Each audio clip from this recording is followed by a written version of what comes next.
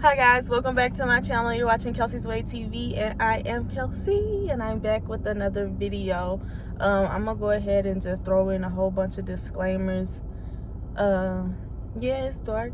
Yeah, I'm outside in the middle of a parking lot. And yeah, I'm making a video. So what? I'm watching my surroundings. I am very much so aware of everything that's coming and going around me. But I'm a night owl and my creative juices be flowing at night. So you gotta get it while the getting is good. And I've been trying to make these few videos that I'm gonna make today for a while now. So let's jump right into this video. Today I have a question for you. What type of dreamer are you? Now, when I ask this question, there's no guidelines or no options for you today. You know, in my video, when I asked what type of person are you, I gave you 3 types of people. And that trick question, you're all 3 of those people, just depending on the relationship or the, you know, acquaintances that you may build. But getting back to what type of dreamer you are, I asked that loosely because I want you to ponder and actually like spend time thinking about that, because that's something that I've been thinking about in regards to how to make my dreams become a reality. And I thought that the first step for me is understanding what type of dreamer I am. Now, before I get into that, I want to first tell you about the type of learner that I am and how that relates to the way that I dream, the way that I aspire, and the way that I make goals. I am a very, very visual learner. I have the attention span of a squirrel. So please don't talk to me.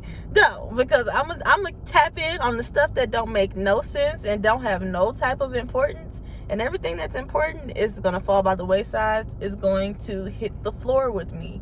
I can't focus for that long. But if you can model something, or you can visually show me, I'm more than likely going to be able to hold on to that concept way longer. And after visual, I'm a kinesthetic learner, meaning hands-on. After there's a visual model of what it is that I'm supposed to do, now I need to physically do that. I need to practice. I need to get my hands dirty, so that I can kind of start to gain that muscle memory and I can actually feel what it is that I need to be doing and feel what needs to be tweaked and what needs to be changed. And I start off by telling you what type of learner I am, because it really, really translates in the type of dreamer I am and the type of goal setter that I am and how I aspire to do things, or how I am able to follow through when it comes to me dreaming things, when it comes to me making goals, making aspirations, or being creative in any way. In order to get it to reality, first and foremost, I have to see it. I have to be able to see it. And because I am that type of learner, sometimes if I can't get the big picture and I can't see it, it halts my goals a little bit, because I fixate on that. I need to know what this is going to look like before I can actually hold it in my hand and see it when it looks like that. You know, if that makes any sense. I'm very visual. So I'm very visual, and then I'm also very optimistic. So I'll take all of these inspirations from the world, like, oh, I seen this, I seen that, but these are all super small picture ideas. And then now I'm the one who has to put the pictures together and put the pieces together to see that full picture. And I'll be like, but how I do that? You were supposed to show me. Remember, like that 1, 2, 3, 4, 5, 6, 7, 8, 9. Remember, I kind of touched on this a little bit in my last video, but I wanted to get a little more detailed in it. And after thinking about it for some time now, I've realized that the way that I learned is so closely related to the way that I dream. And in order for me to start turning these dreams into reality, in order for me to make it something tangible that I can touch and that I can feel, so that I can tweak it to my liking, I have to change. I have to be able to manipulate my learning style. I have to be able to manipulate the sight required for me to act on something. Like I said, I'm not an audible learner. You can't tell me how to do something and think that I'm not going to ask 1,001 more times, because I don't, in my brain, it just doesn't really translate like that. I need visuals. I need a blueprint, if you will. But sometimes when you have a dream so big, or you're creating something that you haven't seen yet, not that it doesn't exist, but that you haven't seen yet, you don't have that visual aid anymore. So do you keep searching for that reference, or do you keep pushing through and hoping that it's going to come out to be the big picture that you think you see, or that you think you want? And a lot of times that is what slows me down with pursuing YouTube, pursuing business ventures that I'm working on, and just doing certain things, because I have this idea that I need all my pieces mapped out and laid out. Well, after thinking about it and thinking about it and thinking about it, and realizing that, okay, if I am a visual learner and I am a kinesthetic learner, meaning that I have to be hands-on, I kind of need something tangible, and that translates very closely to how I dream. How do I manipulate the way that I learn so that I can keep progressing in this dream and make this dream a reality? Well, what is it that you need to see?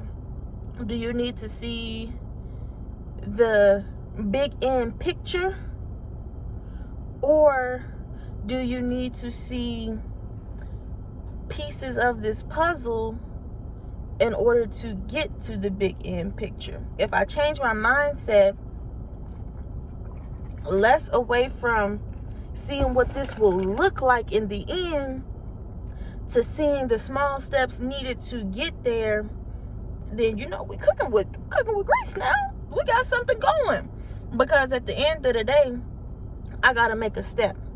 So let me stop focusing on the last step, whether that be step 6 or step 100, and let me figure out how to visualize step 1. Let me figure out how to visualize step 2. Let me figure out how to visualize step 3. And I take it piece by piece. I break it down in chunks. And now the learner in me, and how I used to view things, would be like, nah, bruh, man, that ain't gonna work. I cannot stand for people to give me one step at a time. If you have 13 things that you need me to get done today, I need all 13 off rip. Because when I start step 1 and then you come and give me problem number 2, I'm going to drop that. And then I'm going to start working on step 2. And then if you give me problem number 3, I'm going to be like, bruh, how many hands do you think I have? Versus if you give me all 13 tasks, now I know what I'm approaching. I know what I got to check off. I know how to plan and organize my day. Because if I did it one step at a time and I think that's all I got to do, I might draw it out. I might take a little longer than usual. I just don't really work like that on task breaking off, checking off the list kind of way. I don't know how to say that. I had lost all my words. I think y'all seen them hit the floor. They literally spilled out my brain.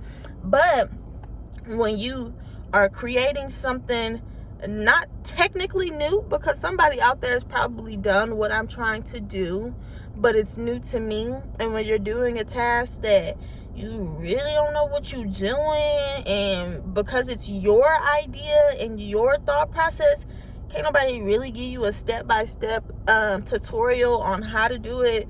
You don't have any visuals for it. You have to trick yourself to let me not so much as visualize the end result, but let me visualize each step. Let me break it down. Let me take it chunk by chunk, piece by piece, step by step, until I'm able to get to the big picture.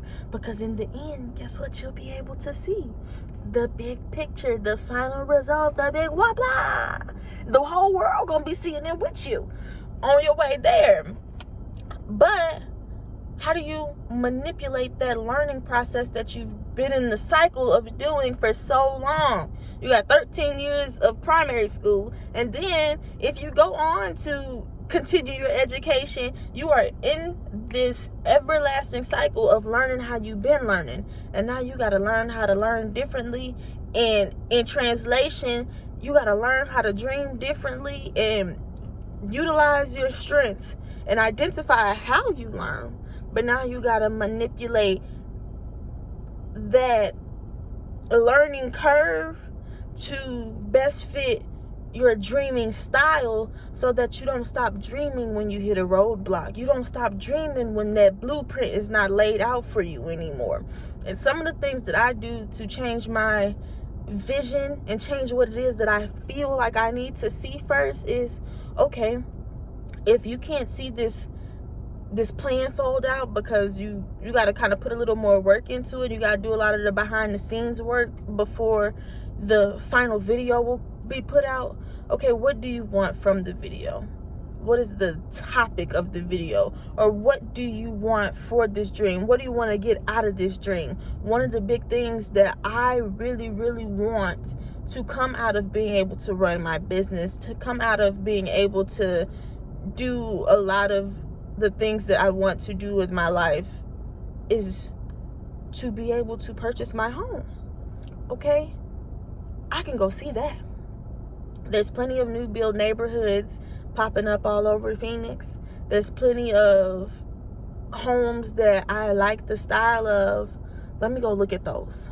Okay, now I got a piece of something. I have a visual that, although that's not nowhere near close to my goal, because I don't want to be like a carpenter or like a house builder or nothing like that, but it's a part of my dream. It's a part of my end result. Me finishing this will get me closer to that. So let me take this momentum and this excitement that I got from that to now go figure out how to do this thing that I don't know how to do, because I'm on a high. I'm on the up and up. Okay, cool. That was a form of manipulation of how I learned. I learned because I needed to see something. Well, I didn't really see what it was that I'm trying to do, but I saw something that sparked an interest, that sparked a fire, that sparked a desire to get me to put more time into this dream that I can't quite put my hands on yet. Okay, cool. If I'm a kinesthetic learner and I got to be hands-on with things, let's see.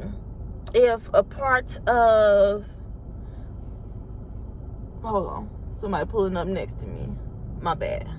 If a part of, let's say, a business venture that I want to do is to sell merchandise, let's go touch some t-shirts. Let me find a feel for what I like. Let me try this resistance band out. Let me go to these other corporations who are doing a part of what I want to do and they're doing it well. Let me go see what that material feel like. Let me put my hands on it, because now I can see, ooh, I don't really like this material, but ooh, I like this. And if we blend these together, bam, that'll set me apart from the game. And now I got something hands-on that I can feel. And now I have something that I can manipulate in the sense of I can make it my own.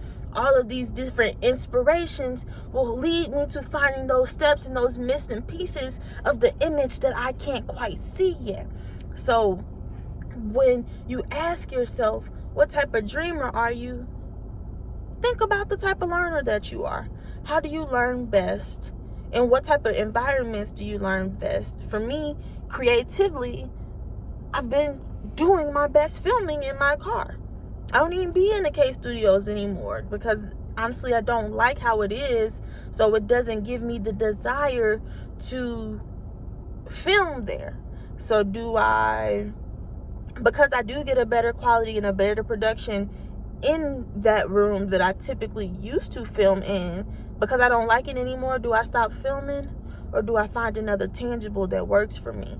My car has always been my safe space. I live alone, but my me time is in my car. I mean, it just be feeling me, and it's like little in here. It's like I just vibe with the car. So okay, let me manipulate that situation. Sometimes you gotta choose. Do you want quality over quantity? And right now, for what I'm trying to do, quantity of the uploads is way more important than the quality. But the quality still shines through because I'm in my element and I'm able to speak my truth and speak my journey as it unfolds. I can't quite do that in my house right now. I don't feel those vibes, and I'm working towards fixing that so that I am able to film a higher quality aesthetic of a video and get more videos out and be more creative in my space that I call a home. But that don't mean the show stop. I just manipulated the circumstances. There's a stimulus to everything that incites a behavior that would in turn incite a consequence. So all you got to do is just do a little maneuvering, a little MacGyvering, a little trial and error to see how things work. And it starts first with discovering how you dream. And then from there, you can kind of manipulate your environment, manipulate your thought process, manipulate the way that you move to get the best outcome. It's all about tricking yourself. Like, sometimes yourself be like, I'm used to doing things like this, and now I don't really know how to move. Well, if I need to see something, let's see some inspiration to lead me to those next steps. If it means I need to touch something, let's go find something to touch. It don't got to have nothing to do with your end result, but it's triggering those senses that you're so used to and that you're wired and programmed to do in order to trigger a behavior or a response. Mr. Jeep Man, why you being a weirdo? I'm gonna have to go ahead and finish this video off. But no, I really just kind of wanted to challenge that idea. What type of dreamer are you? And how do you make those learning styles and those learning skills that you've been programmed to do for at least 13 years from K through 12, how do you make those work for you instead of working against you? Because you're so regimented and you're so used to doing things a certain way. How do you recognize, how do I learn? And recognize, how can I manipulate this to get to where I want and to get the desired result that I want? And those are the things that I hope this video incites a little thought on. I'm gonna go ahead and end it here. Thank you for rocking with me. Thank you for watching my videos wherever I am at, even with people driving past me and like squirrel, throwing my attention span off. I always be trying to get back to the point. Anyways, don't forget to like, comment, share, turn your notification bells on, and most importantly, don't forget to subscribe. And just be waiting for my next video, because guess what? It's about to happen. And bye, y'all, because I'm slow. I was trying to say 3, 2, 1. I said 1, 2, 3. Bye.